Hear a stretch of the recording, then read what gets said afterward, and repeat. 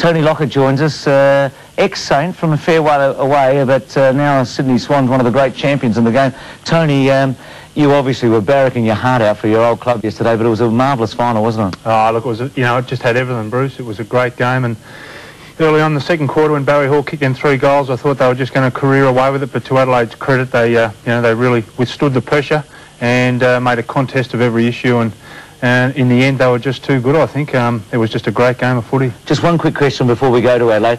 As a Sydney player last year, coming from out of Victoria and playing there, I mean, Adelaide were able to get over that, weren't they? Is that difficult, do you think? Oh, I think it is. Certainly got a degree of difficulty about it, and I think St Kilda went in certainly as red-hot favourites, and it was just a great effort by Adelaide. As I said before, they just made everything an issue, and they just withstood the pressure all day, and I think they just out-willed them in the end of it, and to their credit, a lot of young fellas there, especially the young kid at full forward, never kicked a goal. Well, this year, I didn't think, and to kick 5 goals in the grand final is certainly something that he will remember. The young fella that won the Norm Smith medal. What a great effort.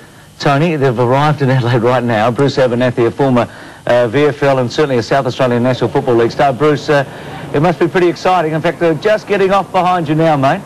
They just arrived. They had the fire engines out. They had the spray going. There's thousands of people lining the drive into Adelaide Airport, just waiting to see them. We believe they're going to get off the plane last. All the other passengers, of course, had to get off. They're going to get on a bus, which has disappointed the thousands of fans inside the terminal. But they're in for a big day. They've got a show at the Woval Showgrounds. They're planning around about 50,000 people there. So it's a big day of celebrations planned in Adelaide.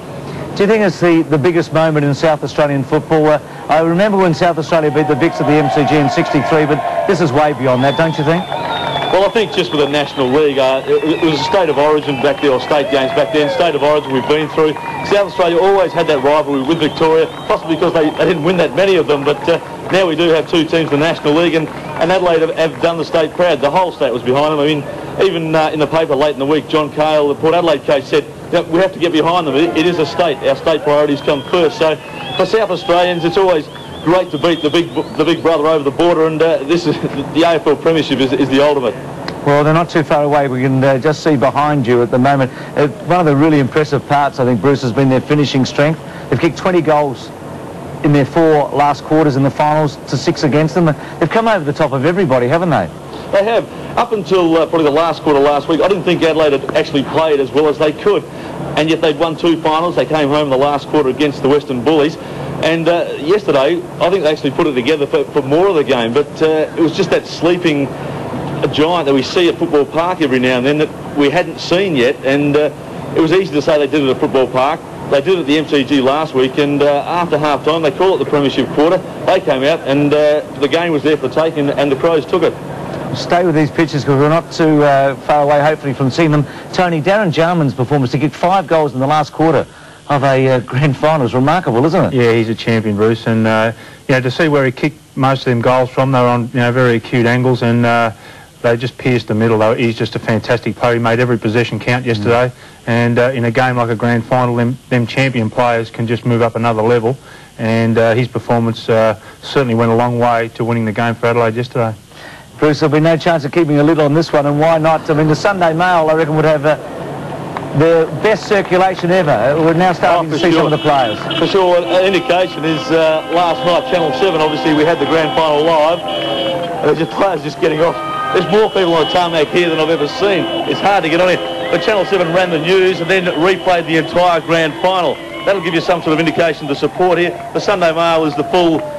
There's pages and pages. Adelaide will dine out on this, and rightly so, they should. It was a great game, and Adelaide has had its critics over the years, and I think particularly a few in Melbourne, and they've stuck it right up all those critics in the best possible way. I think there's Troy Bond there and Sean Wren I saw a moment ago, Sampson, young Clay Sampson a moment ago, and Peter Caven as they're coming off. Well, Sean Wren is just a great story. I mean, to have 2 knee reconstructions and to come back late in the season, everyone was worried, and his form... It came good in the finals, which is where the greatest amount of pressure is, and it's just great to see him. Everyone was worried that he wouldn't be playing more football, but to see him play so well in the finals is fantastic. There's Pittman a moment ago, I thought was terrific, Tony, on Stewie Lowe yesterday as a centre-half back. We see him here, David Pittman. Yeah, he had a great game, Bruce, and St Kilda was always going to rely on Stewie Lowe yesterday to put in a big one if they were going to win, and to Pittman's credit, he virtually held Stewie low. He didn't do much at all. You say he would have been disappointed with that. Bruce has got Rod Jamison, Bruce. Yeah, we've got Jamo, and he's got the cup, not letting out of your grasp. You can probably walk us through last night if you can remember much of it. Well, I can tell you the cup looks real good, but it doesn't smell too good. What exactly the boys? What was the after match? What did you get through last night? Oh, look, we just sat back and enjoyed the moment, really cherished it. We sat at the G for probably another hour or so. Then we went off to the tennis centre, and we had a great support there from probably 2,000 or 3,000 people, and then went on to the convention centre. We had dinner, so I mean, all night it was just a good night. Now today, there's a lot more planned. As you know, there'll be thousands of people in the terminal. There's going to be, they're talking 40,000, 50,000 at Wavell Showgrounds. It's going to be a long week, isn't it? Oh, look, yeah, it is. But we've got a big cup, so we can fill it right up to the top. All right, Joe, enjoy the day. I know the boys certainly will, and well done. Thanks, Abba. Cheers, mate. Bruce, thanks for that. Okay.